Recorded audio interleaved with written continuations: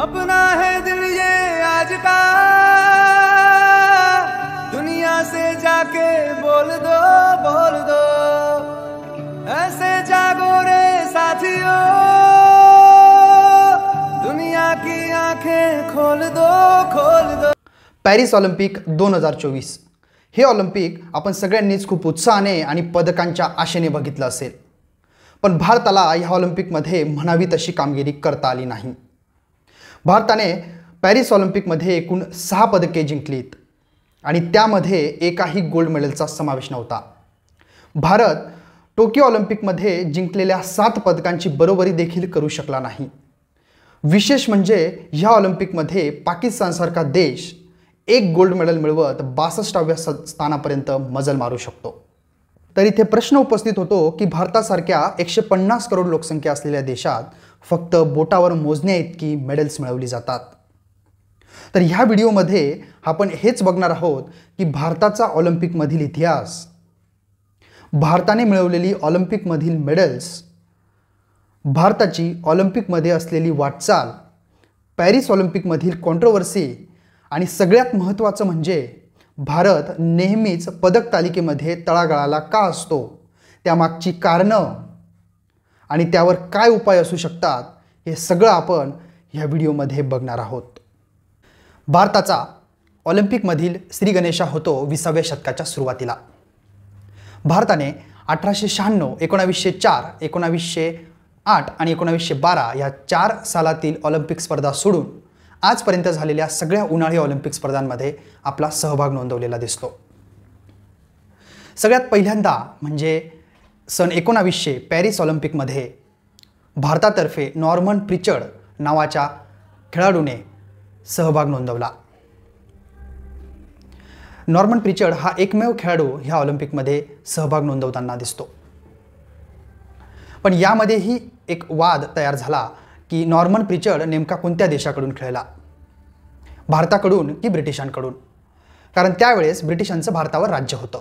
Norman Pritchard एकूण 5 athletics क्रीडा प्रकारात त्यांनी सहभाग नोंदवला। त्यामध्ये 200 मीटर आणि 200 मीटर हर्डल्स या ॲथलेटिक्स प्रकारात त्यांनी 2 सिल्वर मेडल मिळवले। सन 1900 नंतर तब्बल 20 वर्षांनी म्हणजे 1920 साली ॲटपर ऑलिम्पिकमध्ये भारताने आपला संघ पाठवला। या संघामध्ये 2 रेसलर्स, 3 ॲथलीट्स आणि 1 मॅनेजर यांचा समावेश होता। यामधून फाडेप्पा चौघुले ह्या एकमेव खेळाडूने मॅरेथॉन पूर्ण केली। त्यानंतर 1927 मध्ये IOA म्हणजेच इंडियन ऑलिम्पिक असोसिएशन या संघटनेची स्थापना झाली। या संघटनेची जबाबदारी म्हणजे ऑलिम्पिक, एशियन गेम्स आणि कॉमनवेल्थ गेम्स यामध्ये भारताचे खेळाडू पाठवणं। 1928 ॲम्स्टरडॅम ऑलिम्पिक भारताने पुरुष फील्ड ह्या एकमेव हॉकी प्रकारात सहभाग नोंदवत स्वातंत्र्यपूर्व काळातले पहिलं गोल्ड मेडल जिंकत इतिहास रचला आणि ह्या विजयाचे शिल्पकार होते मेजर ध्यानचंद। आता ही हॉकीमध्ये गोल्ड मेडल मिळवण्याची सिरीज भारताने 1928 ते 1980 या दरम्यान भारताने एकूण 11 पदकं जिंकत ऐतिहासिक कामगिरी केली। त्यामध्ये 1928 Amsterdam gold medal, 1932 Los Angeles gold medal, 1936 Berlin Olympic gold medal, 1948 London Olympic gold medal, 1952 Helsinki Olympic gold, 1956 Melbourne Olympic gold, 1960 Rome Olympic silver medal, 1964 Tokyo Olympic परत gold medal, 1968 Mexico Olympic bronze medal, 1972 Munich Olympic bronze medal, 1980 Moscow Olympic gold medal. अशा प्रकारे भारताने हॉकीमध्ये 8 gold medal, 1 silver medal आणि 2 bronze medal मिळवत इतिहास रचला। भारतात हॉकीच्या उदयामध्ये मेजर ध्यानचंद यांचा वाटा खूप मोलाचा आहे। त्यांना हॉकीचा जादूगर म्हणून संबोधलं जातं। जसं पेले यांना फुटबॉलमध्ये स्थान आहे तसंच मेजर ध्यानचंद यांना हॉकीमध्ये। 1928, 1932 आणि 1936 या सलग 3 ऑलिम्पिक्समध्ये त्यांनी भारताकडून एकूण 12 सामन्यांमध्ये 37 गोल करत भारताला 3 गोल्ड मेडल्स मिळवून दिले। 1952 हेल्सिंकी ऑलिम्पिक. खाशाबा दादासाहेब जाधव यांनी भारताला पहिलं वैयक्तिक पदक मिळवून दिलं. त्यांनी हे पदक 52 किलोग्राम वजनी गटात फ्रीस्टाईल प्रकारात सिल्वर मेडल भारताला मिळवून दिलं. नॉर्मन प्रिचर्ड नंतर स्वतंत्र भारताला पहिलं वैयक्तिक पदक मिळवून देणारे खेळाडू म्हणून त्यांची ओळख आहे. हॉकीच्या सुवर्ण काळानंतर म्हणजे 1980 नंतर भारताला मेडल मिळवण्यासाठी तब्बल 16 वर्षांची प्रतीक्षा करावी लागली. 1996च्या अटलांटा ऑलिम्पिकमध्ये लिएंडर पेस याने टेनिस खेळामध्ये पुरुष सिंगल्समध्ये भारताला सिल्वर मेडल मिळवून दिलं.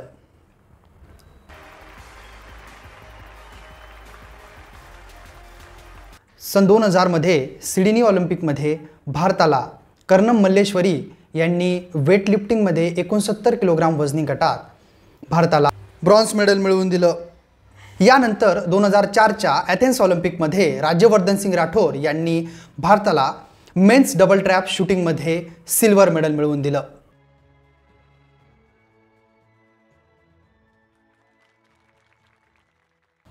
2008 बीजिंग ऑलिम्पिक. या ऑलिम्पिकमध्ये भारताच्या अभिनव बिंद्रा यांनी वैयक्तिक गोल्ड मेडल जिंकत इतिहास रचला. अभिनव बिंद्राने 10 मीटर एअर रायफलमध्ये भारताला गोल्ड मेडल मिळवून दिलं. सुशील कुमार याने कुस्तीमध्ये 66 किलोग्राम वजनी गटात भारताला सिल्वर मेडल मिळवून दिलं. त्यानंतर विजेंदर सिंग याने भारताला बॉक्सिंगमध्ये मिडल वेट प्रकारात भारताला सिल्वर मेडल मिळवून देत तो ऑलिम्पिक मेडल जिंकणारा पहिला बॉक्सर बनला. तर ह्या बीजिंग ऑलिम्पिकमध्ये भारताला एकूण 3 पदकं मिळाली. 2012 लंडन ऑलिम्पिक्स. या ऑलिम्पिकमध्ये विजय कुमारने नेमबाजीमध्ये भारताला सिल्वर मेडल मिळवून दिलं. तसंच सुशील कुमारने परत एकदा कुस्तीमध्ये भारताला सिल्वर मेडल मिळवून देत कुस्तीमध्ये सलग 2 ऑलिम्पिक्समध्ये 2 सिल्वर मेडल मिळवणारा पहिला खेळाडू ठरला. त्यानंतर गगन नारंग यांनी नेमबाजीमध्ये भारताला ब्रॉन्झ मेडल मिळवून दिलं. सायना नेहवालने बॅडमिंटनमध्ये भारताला ब्रॉन्झ मेडल मिळवून देत त्या बॅडमिंटनमधील ऑलिम्पिकमध्ये पदक जिंकणारी पहिली महिला ठरली. मेरी कॉमने भारताला बॉक्सिंगमध्ये ब्रॉन्झ मेडल मिळवून दिलं आणि त्या ऑलिम्पिक इतिहासात पदक मिळवणाऱ्या पहिल्या भारतीय महिला बॉक्सर ठरल्या. योगेश्वर दत्तने कुस्तीमध्ये भारताला ब्रॉन्झ मेडल मिळवून दिलं. तर या प्रकारे लंडन ऑलिम्पिक्समध्ये भारताला एकूण 6 पदकं मिळाली. त्यामध्ये 4 ब्रॉन्झ मेडल आणि 2 सिल्वर मेडलचा समावेश होता. 2016 रिओ ऑलिम्पिक. या ऑलिम्पिकमध्ये भारतातर्फे PV सिंधूने बॅडमिंटनमध्ये महिला एकेरी प्रकारात भारताला सिल्वर मेडल मिळवून दिलं. त्यांनी कॅरोलिना मरिनाला हरवत भारताला सिल्वर मेडल मिळवून देत इतिहास रचला. त्यानंतर दुसरं पदक हे साक्षी मलिकने 58 किलोग्राम फ्रीस्टाईल कुस्ती प्रकारात भारताला ब्रॉन्झ मेडल मिळवून दिलं. 2020 टोक्यो ऑलिम्पिक. ह्या ऑलिम्पिकमध्ये भारताने आजपर्यंतचे सगळ्यात मोठं पदक पाठवलं, ज्यामध्ये 119 खेळाडूंनी 18 क्रीडा प्रकारांमध्ये आपला सहभाग नोंदवला. कोविड-19च्या साथीमुळे हे ऑलिम्पिक 2020 ऐवजी 2021 मध्ये घेण्यात आलं. ह्या ऑलिम्पिकमध्ये भारताकडून नीरज चोप्राने इतिहास रचत भालाफेकमध्ये 87.58 मीटर भाला फेकत भारताला गोल्ड मेडल मिळवून दिलं आणि भारताकडून गोल्ड मेडल मिळवणारा ट्रॅक अँड फील्डचा पहिला खेळाडू ठरला. तसेच अभिनव बिंद्रानंतर भारताला वैयक्तिक गोल्ड मेडल मिळवून देणारा दुसरा भारतीय खेळाडू ठरला. मीराबाई चानूने 49 किलोग्राम वजनी गटात वेटलिफ्टिंगमध्ये भारताला सिल्वर मेडल मिळवून दिलं. तिसरं पदक रवी कुमार दहियाने भारताला 57 किलोग्राम फ्रीस्टाईल कुस्ती प्रकारात भारताला सिल्वर मेडल मिळवून दिलं. चौथं पदक हे PV सिंधूने भारताला बॅडमिंटनमध्ये ब्रॉन्झ मेडल मिळवून दिलं आणि PV सिंधू ही भारताकडून ऑलिम्पिकमध्ये सलग 2 ऑलिम्पिकमध्ये पदक जिंकणारी पहिली महिला खेळाडू ठरली. लवलिना बॉर्गोहेनने भारताला बॉक्सिंगमध्ये ब्रॉन्झ मेडल मिळवून दिलं आणि बॉक्सिंगमध्ये पदक जिंकणारी ती दुसरी महिला बॉक्सर बनली. भारतीय हॉकी संघाने 1980 नंतर तब्बल 40 वर्षांनी भारताला हॉकीमध्ये मेडल मिळवून दिलं. भारताने जर्मनीला हरवत ब्रॉन्झ मेडल भारताने जिंकलं. बजरंग पुनियाने भारताला 65 किलोग्राम वजनी गटात कुस्तीमध्ये ब्रॉन्झ मेडल मिळवून दिलं। तर ह्या टोकियो ऑलिम्पिकमध्ये भारताने 1 गोल्ड 2 सिल्वर आणि 4 ब्रॉन्झ मेडलसह एकूण 7 पदकांची कमाई केली। तर हे ऑलिम्पिक भारतासाठी आजपर्यंतच्या इतिहासात सगळ्यात जास्त यशस्वी ठरलं। मिल्खा सिंग, पीटी उषा, सानिया मिर्झा ही ऑलिम्पिक इतिहासातील अशी नावं आहेत जी पदकांच्या जवळ जाऊन देखील पदक जिंकू शकली नाहीत। त्यामध्ये मिल्खा सिंग रोम ऑलिम्पिक 1960 मध्ये पुरुषांच्या 400 मीटर्स ॲथलेटिक्स प्रकारात 0.1 सेकंदाच्या फरकाने त्यांचं ब्रॉन्झ मेडल हुकलं। मिल्खा सिंग यांना द फ्लाइंग सिख असं संबोधलं जातं आणि त्यांचं नाव आजही ऑलिम्पिक इतिहासात आदराने घेतलं जातं। त्यानंतर पीटी उषा 1984च्या लॉस एंजेलिस ऑलिम्पिकमध्ये महिलांच्या 400 मीटर हर्डल्स प्रकारात फक्त सेकंदाच्या 100व्या भागाच्या फरकाने त्यांचं ब्रॉन्झ मेडल हुकलं। त्यानंतर सानिया मिर्झा आणि रोहन बोपन्ना यांची जोडी रिओ ऑलिम्पिक 2016 मध्ये टेनिसमध्ये त्यांचं ब्रॉन्झ मेडल हुकलं। तर अशा प्रकारे पॅरिस ऑलिम्पिक धरून भारताच्या ऑलिम्पिक इतिहासात एकूण 23 खेळाडूंना 4थ्या स्थानावर समाधान मानावं लागलं। पॅरिस ऑलिम्पिक 2024 या ऑलिम्पिकमध्ये भारताकडून एकूण 117 खेळाडूंनी 16 क्रीडा प्रकारांमध्ये सहभाग नोंदवला। त्यामध्ये 70 पुरुष आणि 47 महिलांचा समावेश होता।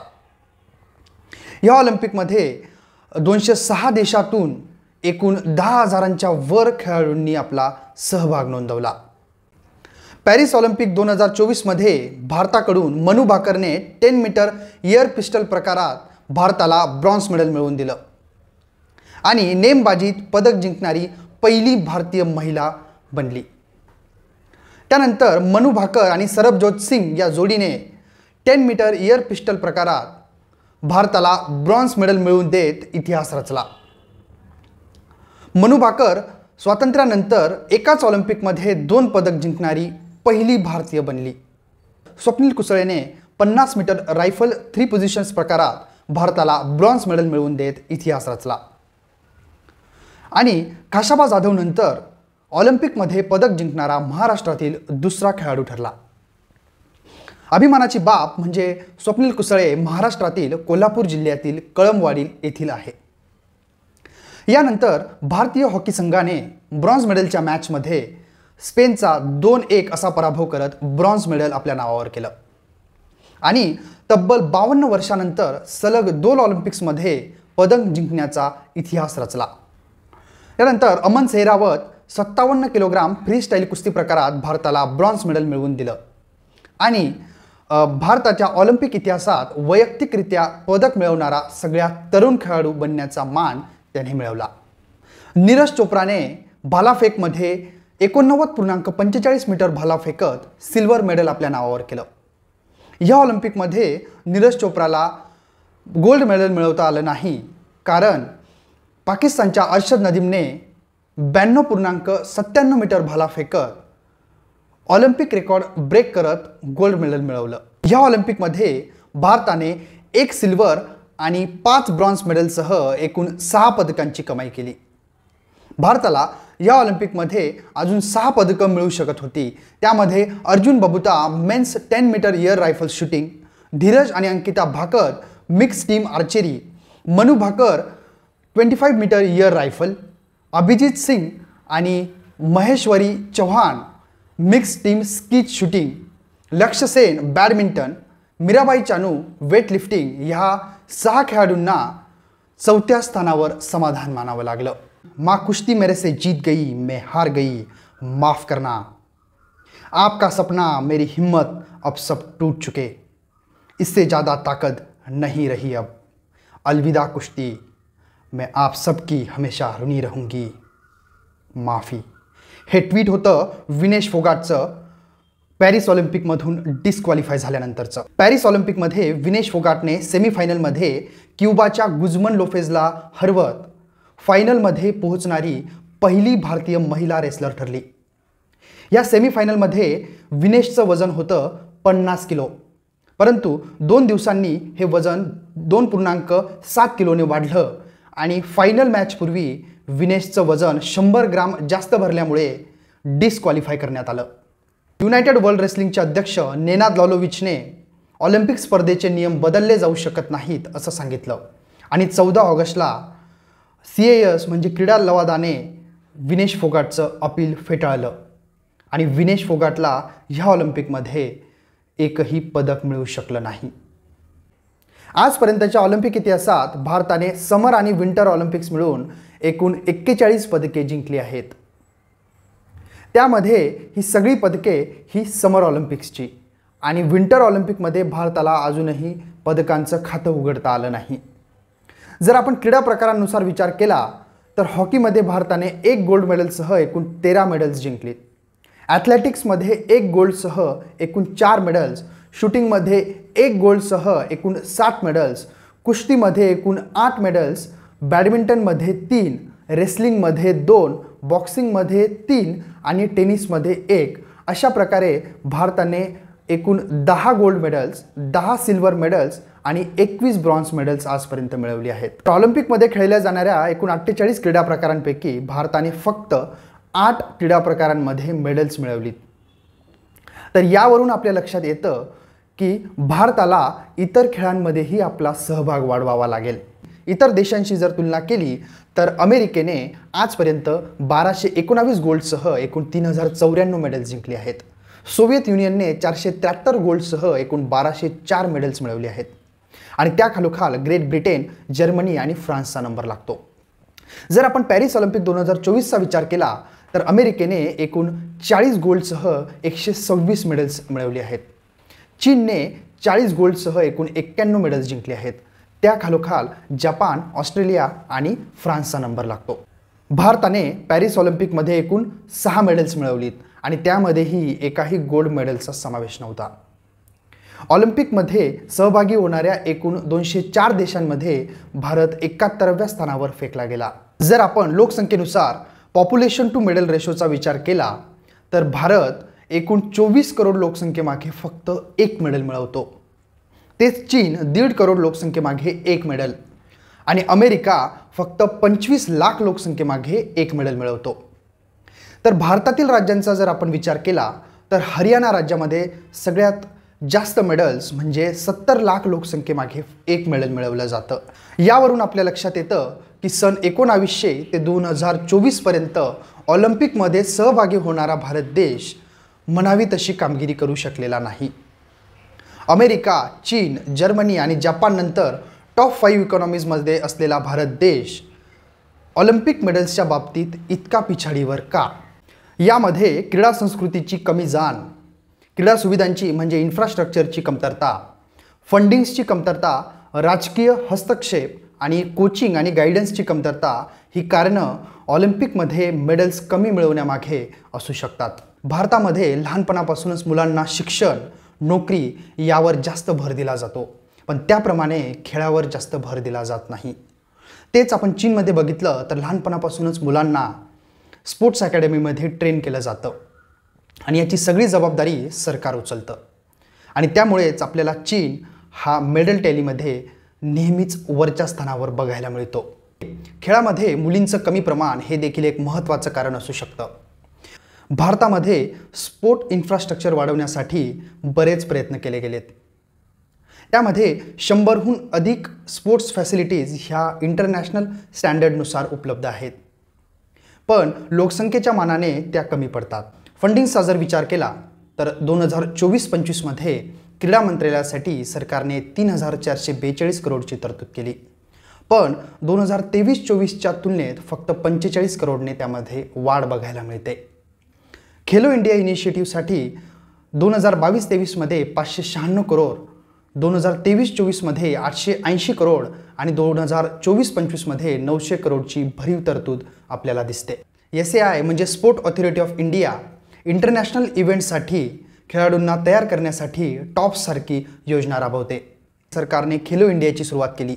या स्कीमचा हेतू आहे की तळागाळातील खेळाडूंना संधी मिळावी आणि ऑलिम्पिकमध्ये भारताकडून जास्तीत जास्त खेळाडूंनी सहभाग घ्यावा. या स्कीममध्ये सरकारने भरपूर पैसा लावला, पण यामध्ये देखील पॉलिटिक्स बघायला मिळतं. ते म्हणजे उत्तर प्रदेशसारख्या राज्याला 438 करोडची फंडिंग रिलीज होते, गुजरातला 426 करोड, हरियाणाला 66 करोड आणि महाराष्ट्राला 87 करोड. तर मग इथं प्रश्न उपस्थित होतो की हरियाणासारख्या राज्यात जिथे सगळ्यात जास्त मेडल्स मिळवली जातात तिथे फंडिंग्सची कमतरता का? भारतामध्ये एकूण 56 नॅशनल लेवल स्पोर्ट्स फेडरेशन आहेत, पण त्यामध्ये सगळ्यात जास्त दबदबा आपल्याला इतर क्षेत्रातील लोकांचा दिसतो. जसं की BAI म्हणजे बॅडमिंटन असोसिएशन ऑफ इंडियाचे अध्यक्ष हे हिमंता बिस्वा शर्मा हे आसामचे चीफ मिनिस्टर आहेत. तसेच एअरलाईन बिझनेसमध्ये असणारे अजय सिंग हे बॉक्सिंग फेडरेशन ऑफ इंडियाचे अध्यक्ष आहेत. आणि सगळ्यांनाच परिचित असणारे ब्रिजभूषण सिंग हे रेसलिंग फेडरेशन ऑफ इंडियाचे अध्यक्ष होते, पण त्यांच्यावर केलेल्या आरोपांमुळे त्यांना हटवण्यात आलं. स्पोर्ट फेडरेशन जर एखाद्या खेळाडूने चालवलं तर त्याचा जास्त फायदा खेळाडूंना होईल. जसं की हॉकी इंडियाचे प्रेसिडेंट हे दिलीप टिर्की हे एक खेळाडू आहेत आणि त्यामुळे आपल्याला हॉकीमध्ये भारत प्रगती करताना दिसतो. ऑलिम्पिक मेडल जिंकून आल्यावर खेळाडूंना डोक्यावर घेतलं जातं आणि त्यांच्यावर केंद्र सरकार आणि राज्य सरकारकडून बक्षिसांचा अक्षरशः पाऊस पडतो आणि ते खेळाडूंना प्रोत्साहन देण्यासाठी योग्यही आहे. पण जे खेळाडू आपली संपूर्ण ताकद लावून देखील ऑलिम्पिक मेडल जिंकू शकत नाहीत त्यांना देखील सरकारकडून आणि जनतेकडून सपोर्ट मिळायला पाहिजे. यावर उपाय म्हणजे मुलांमध्ये शालेय शिक्षणापासूनच खेळाची आवड निर्माण झाली पाहिजे. खेळामध्ये पॉलिटिक्स होता कामा नये आणि कोचिंग आणि गायडन्स वाढवावं लागेल, म्हणजे तळागाळातील खेळाडूंना संधी मिळेल आणि भारतात असलेल्या टॅलेंटचा उपयोग हा आंतरराष्ट्रीय स्तरावर होईल आणि तरच भारत खऱ्या अर्थाने पुढील येणाऱ्या ऑलिम्पिक स्पर्धांमध्ये आणि इतर स्पर्धांमध्ये चांगली कामगिरी करू शकेल.